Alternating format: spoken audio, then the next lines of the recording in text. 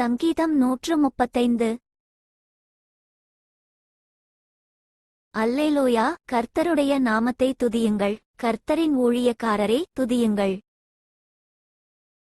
கர்த்தருடைய வீட்டிலும் நமது தேவனுடைய ஆலயப்பிரகாரங்களிலும் நிற்கிறவர்களே, கர்த்தரை துதியுங்கள். கர்த்தர் நல்லவர், அவருடைய நாமத்தை கீர்த்தனம் பண்ணுங்கள், அது இன்பமானது.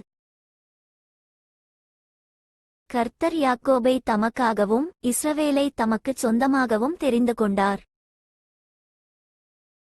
கர்த்தர் பெரியவர் என்றும் நம்முடைய ஆண்டவர் எல்லா தேவர்களுக்கும் மேலானவர் என்றும் நான் அறிவேன். வானத்திலும் பூமியிலும் சமுத்திரங்களிலும் எல்லா ஆழங்களிலும் கர்த்தர் தமக்குச் சித்தமானதையெல்லாம் செய்கிறார். அவர் பூமியின் கடையாந்தரங்களிலிருந்து மேகங்களை எழும்பப் பண்ணி மழையுடன் மின்னலையும் உண்டாக்கி காற்றை தமது பண்டசாலைகளிலிருந்து புறப்பட பண்ணுகிறார். அவர் எகிப்திலே மனுஷருடைய தலைப்பிள்ளைகளையும் மிருகத்தின் தலையீற்றுகளையும் அடித்தார்.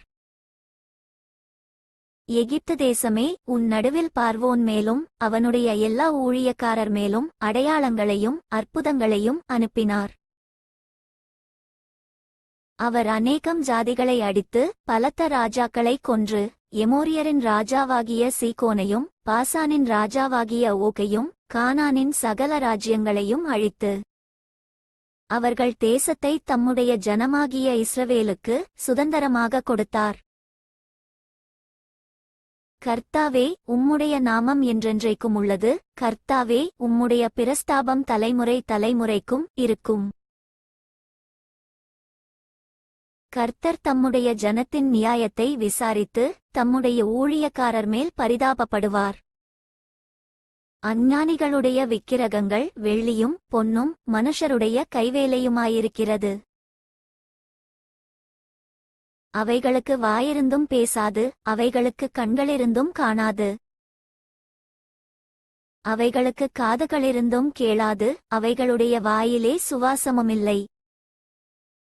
அவைகளை பண்ணுகிறவர்களும் அவைகளை நம்புகிறவர்கள் யாவரும் அவைகளைப் போல் இருக்கிறார்கள். இஸ்ரவேல் குடும்பத்தாரே, கர்த்தரை ஸ்தோத்திரியுங்கள். ஆரோன் குடும்பத்தாரே, கர்த்தரை ஸ்தோத்திரியுங்கள்.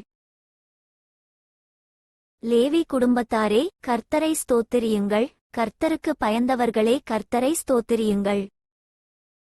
எருசலேமில் வாசம் பண்ணுகிற கர்த்தருக்கு சீயோனிலிருந்து ஸ்தோத்திரமுண்டாவதாக. அல்லேலூயா.